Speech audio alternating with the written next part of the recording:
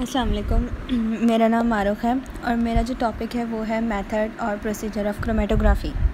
वैसे तो बहुत सारे मेथड की क्रोमेटोग्राफ़ी होती है, जैसे कि असेंडिंग क्रोमेटोग्राफ़ी, डिसेंडिंग क्रोमेटोग्राफ़ी, रेडियल और सर्कुलर क्रोमेटोग्राफ़ी एक्सेट्रा।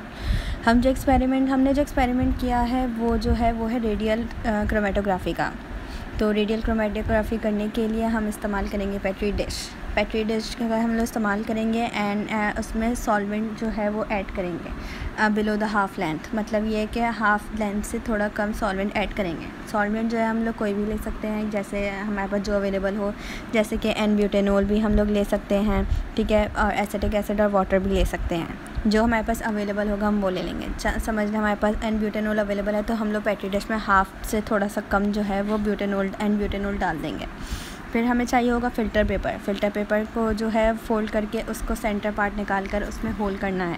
और फ़िल्टर पेपर को सेंटर पार्ट निकालने के लिए फ़िल्टर पेपर को बग़ैर हाथ लगाए, मतलब हमें हैंड से टच नहीं करना है। हमें जो है हैंड से टच इसलिए नहीं करना है कि हमारे हैंड में भी केमिकल्स वगैरह लगे हुए होते हैं, तो उससे भी स्टेन्स वगैरह आ सकते हैं, तो हम लोग को प्रिकॉशन करनी पड़ेगी। तो हमें फोर्सेप्स यूज़ कर सकते हैं हम लोग। तो फोर्सेप की मदद से फ़िल्टर पेपर को इस तरीके से फ़ोल्ड करने का उसका सेंटर निकाला है, फिर सेंटर से उसमें होल करना है, ठीक है। फिर अब हम उस पेपर की अब हम जो है ना उस पे सेंटर में विग बनाएंगे, उस सेंटर में लगाने के लिए विग बनाएंगे to hold the paper filter paper above the solvent, ठीक है। विग जो होती है ना वो हम लोग बनाएंगे एक स्मॉल पीस ऑफ पेपर से। उसको इतना फाइनली रोल करना है कि वो पतला सा बिल्कुल कैंडल की वो मोमबत्ती की लौ जैसा होता है ना वैसा बन जाए, तो उसे विग कहते हैं। फिर हमें विग को जो है वो सेंटर ऑफ पेपर से जो है वो इंसर्ट करना है कि वो सॉल्वेंट के अंदर डिप हो जाए। मतलब फ़िल्टर पेपर को हमें डिप नहीं करना है, लेकिन वो विग को हमें सॉल्वेंट के अंदर डिप करना है, ठीक है। अब जो है वो ऐसे विग बन गई, ठीक है। तो विग जो है ना वो सॉल्वेंट को एब्जॉर्ब करके फ़िल्टर पेपर के ऊपर ले आएगी, ठीक है। अब सेंटर से थोड़ा आगे जो है एक सर्कल ड्रॉ करना है और उसमें उसमें जो है ना वो कैपिलरी ट्यूब से 4 जो है ना स्पॉट्स लगाने हैं डिफरेंट अमाइनो एसिड्स के।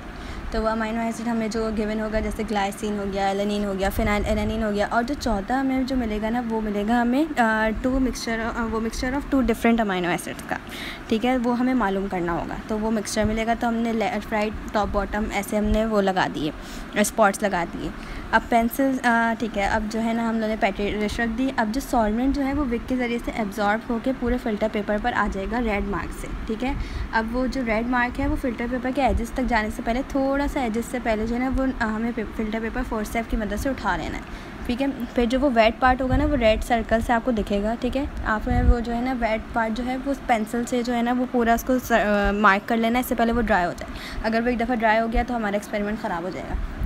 तो ड्राई होने से पहले जो है ना हमें इसको पेंसिल से मार्क कर लेना है, ठीक है। पेंसिल से मार्क कर लिया। अब जो है ना उसको उठा के जो है ना फ़िल्टर पेपर को फोर्सेप से उठा के पेट्री डिश के ऊपर से हमें ओवन में रख देना ड्राई करने के लिए, ठीक है। फिर जब वो ड्राई हो जाएगा तो जो है ना फिर जब वो ड्राई हो जाए तो उसके ऊपर नेन हाइड्रेंट जो कि इंडिकेटर है, कलरलेस इंडिकेटर है, वो स्प्रे कर देना है, ठीक है। फिर हमें जो है ना डिफरेंट अमाइनो एसिड के स्पॉट्स नज़र आएंगे। आपने जो है वो RF वैल्यूज़ कैलकुलेट करनी है। वो स्पॉट्स को जो है ना वो पेंसिल से जो है ना वो कर लेना है, पेंसिल की मदद से ना इन स्पॉट्स की वो जो होती है ना पूरी क्या बोलेंगे उसको, जहाँ तक वो स्पॉट्स आए वहाँ तक आपने पेंसिल से मार्क कर लेना है, ठीक है। फिर जो सेंटर से लेके रेड सर्कल तक जो वो है ना डिस्टेंस, उसे सॉल्वेंट फ्रंट कहते हैं।